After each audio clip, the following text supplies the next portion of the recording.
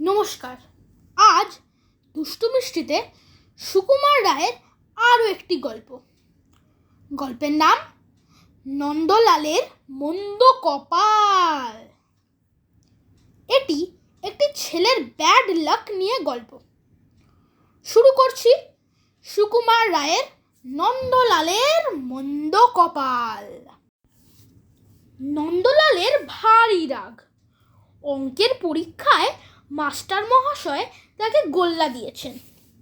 সে যে খুব ভালো লিখিয়াছিল তাহা নয়, কিন্তু তা বলিয়া একেবারে গোল্লা দেওয়া কি উচিত ছিল? হাজার হোক সে একখানা পুরা খাতা লিখিয়াছিল, তো তার পরিশ্রমের কি কোনো মূল্য নেই?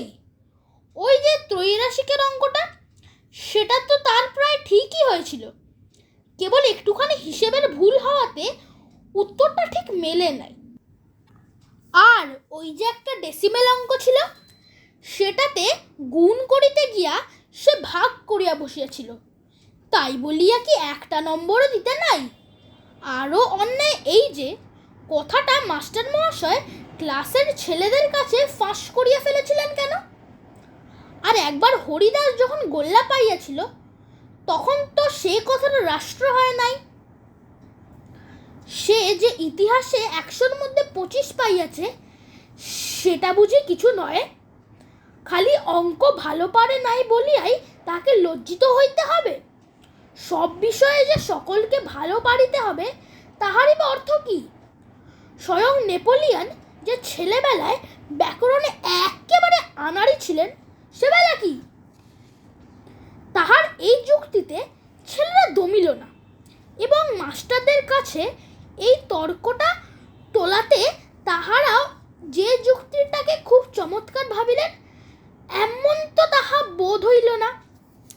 তখন নন্দলাল বলিল, তাহার কপালই মন্দ, ওনাকে বরাবর তাহা দেখিয়া আসিতেছে। সেই তো যেবার ছুটির আগে তাহাদের পাড়ায় হাম দেখা দিয়েছিল, তখন বাড়ি শুদ্ধ সকলেই হামে ভুগিয়া দিব্যি মজা করিয়া স্কুল কামাই করিল। কেবল বেচারা নন্দলালকেই নিয়ম মতো প্রতিদিন স্কুলে হাজিরা দিতে হয়েছিল। তারপর যেমন ছুটি আরম্ভ হইল, অমনি তাহাকে জ্বরে আর হামে ধরিল। ছুটির অর্ধেকটাই মাটি। সেই যেবার সে মামা বাড়ি গিয়াছিল, সেবার তাহার মামাতো ভাইয়েরা কেহ বাড়ি ছিলেন না। ছিলেন কোথাকার এক বদমেজাজি মেসো। তিনি উঠিতে বসিতে কেবল ধমক আর শাসন ছাড়া আর কিছু জানিতেন না। তার উপর সেবার এমন বৃষ্টি হইয়াছিল, একদিনও ভালো করিয়া খেলা জমিল না, কোথাও বেড়ানোও গেল না। সেই জন্য পরের বছর যখন আর সকালে মামার বাড়ি গেল, তখন সে কিছুতেই যাইতে চাহিল না। পরে শুনিল সেবার নাকি সেখানে চমৎকার মেলা বসিয়াছিল। কোন রাজার দলের সঙ্গে 25টি হাতি আসিয়াছিল, আর বাজি যা পোড়ানো হইয়াছিল, সে একেবারে আশ্চর্য রকম। নন্দলালের ছোট ভাই যখন বারবার উৎসাহ করিয়া তাহার কাছে এই সকলের বর্ণনা করিতে লাগল, তখন নন্দ তাহাকে এক চড় মারিয়া বলিল, যা যা, মেলা বকবক করিস নে। তাহার কেবল মনে হইতে লাগিল, সেবার সে মামা বাড়ি গিয়াও ঠকিল, এবার না গিয়াও ঠকিল। তাহার মতো কপাল মন্দ আর কেহ নাই। স্কুলেও ঠিক তাই। সে অঙ্ক পারে না, অথচ অঙ্কের জন্য 2-1টা প্রাইজ আছে। এইদিকে ভূগোল ইতিহাস তার কণ্ঠস্থ, কিন্তু এই দুইটার একটাতেও প্রাইজ নেই। অবশ্য সংস্কৃতেও সে নেহাত কাঁচা নয়। ধাতু প্রত্যয় বিভক্তি সব চটপট মুখস্থ করিয়া ফেলে। চেষ্টা করিলে কি পড়ার বই আর অর্থ পুস্তকটাকে সড়গড় করিতে পারে না? ক্লাসের মধ্যে ক্ষুদিরাম একটু আধটু সংস্কৃত জানে, কিন্তু তাহা তো বেশি নয়।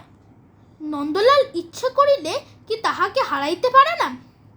নন্দ জেদ করিয়া স্থির করিল, এবার ক্ষুদিরামকে দেখে নেব। ছোকরা এবছর সংস্কৃতের প্রাইজ পেয়ে ভারী দেমাক করছে। আবার অঙ্কের গোল্লার জন্য আমাকে খোঁটা দিতে এসেছিল। আচ্ছা, এবার দেখা যাবে। নন্দলাল কাহাকেও না জানাইয়া সেই দিন হইতেই বাড়িতে ভয়ানকভাবে পড়িতে শুরু করিল। ভোরে উঠিয়াই সে হসন্তি শুরু করিত। রাত্রে অস্থি গোদাবরী তীরে বিশাল শালমলি তরু বলিয়া ধুলিতে থাকে। কিন্তু ক্লাসের ছেলেরা এ কথার বিন্দু বিসর্গও জানে না। পণ্ডিত মহাশয় যখন ক্লাসে প্রশ্ন করেন তখন মাঝে মাঝে উত্তর জানিয়াও সে চুপ করিয়া মাথা চুলকাইতে থাকে।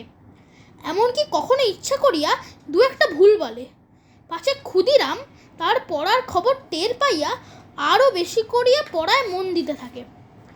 তাহার ভুল উত্তর শুনিয়া ক্ষুদিরাম মাঝে মাঝে ঠাট্টা করে। নন্দলাল তাহার কোনো জবাব দেয় না। কেবল ক্ষুদিরাম নিজে যখন দু একটা ভুল করে তখন সে মুচকি মুচকি হাসে আর ভাবে, পরীক্ষার সময় অমনি ভুল করলে এবার ওকে সংস্কৃতের প্রাইজ পেতে হবে না।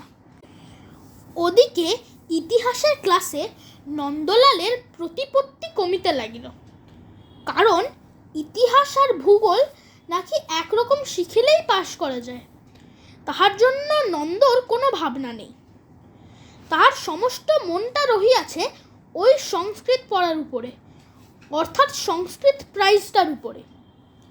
একদিন মাস্টার মহাশয় বল, কি হে নন্দলাল, আজকাল বুঝি বাড়িতে কিছু পড়াশোনা করো না? সব বিষয়েই যে তোমার এমন দুর্দশা হচ্ছে তার অর্থ কি?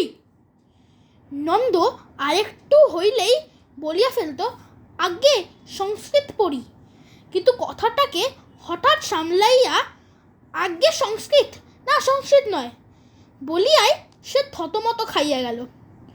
ক্ষুদিরাম তাড়াতাড়ি বলিয়া উঠিল, কই সংস্কৃত কিছু পারে না। শুনিয়া ক্লাস শুদ্ধ ছেলে হাসিতে লাগিল।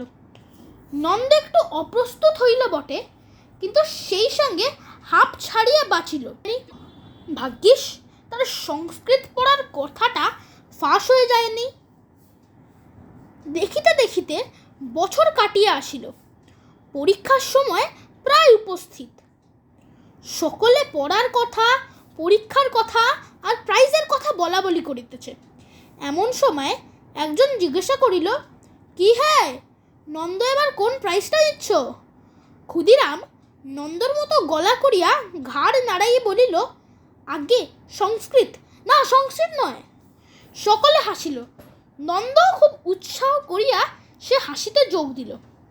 মনে মনে ভাবিল, বাছাধন, এ হাসি আর তোমার মুখে বেশি দিন থাকছে না। যথাসময় পরীক্ষা আরম্ভ হইল এবং যথাসময়ে শেষ হলো। পরীক্ষার ফল জানিবার জন্য সকলে আগ্রহ করিয়া আছে। নন্দ রোজ নোটিশ বোর্ডে গিয়া দেখে তাহার নাম সংস্কৃত প্রাইজ পাওয়ার কোনো বিজ্ঞাপন আছে কিনা। তারপর একদিন হেডমাস্টার মহাশয় একতাড়া কাগজ লইয়া ক্লাসে আসিলেন। আসিয়াই তিনি গম্ভীরভাবে বলিলেন, এবার দু একটা নতুন প্রাইজ হয়েছে আর অন্য বিষয়েও কোনো কোনো পরিবর্তন হয়েছে। এই বলিয়া তিনি পরীক্ষার ফলাফল পড়িতে লাগিলেন। তাহাতে দেখা গেল ইতিহাসের জন্য কে একটা যেন রূপার মেডেল পেয়েছেন। ক্ষুদিরাম ইতিহাসে প্রথম হয়েছে, সেই ওই মেডেলটা লইবে। সংস্কৃতে নন্দ প্রথম, ক্ষুদিরাম দ্বিতীয়। কিন্তু এবার সংস্কৃতে কোনো প্রাইজ নেই। হায় হায়, নন্দর অবস্থা তখন শোচনীয়। তাহার ইচ্ছা হইতেছিল সে ছুটিয়া গিয়া ক্ষুদিরামকে কয়েকটা ঘুষি লাগাইয়া দেয়। কে জানিত এবার ইতিহাসের জন্য প্রাইজ থাকিবে আর সংস্কৃতের জন্য থাকিবে না। ইতিহাসের মেডেলটা তো সে অনায়াসেই পাইতে পারত, কিন্তু তাহার মনের কষ্ট কেহ বুঝিল না। সবাই বলিল, বিড়ালের ভাগ্যে শিকে ছিঁড়েছে, কেমন করে ফাঁকি দিয়ে নম্বর পেয়েছে। দীর্ঘশ্বাস ছাড়িয়া নন্দ বলিল, কপাল আমার মন্দ। কেমন লাগলো গল্পটা? যদি ভালো লাগে কমেন্ট, লাইক এবং শেয়ার করবেন। আর চাইলে আপনার প্রিয়জনদের সঙ্গেও শেয়ার করতে পারেন। আমি আবার আসবো দুষ্টু মিষ্টিতে আরেকটি মজার গল্প নিয়ে।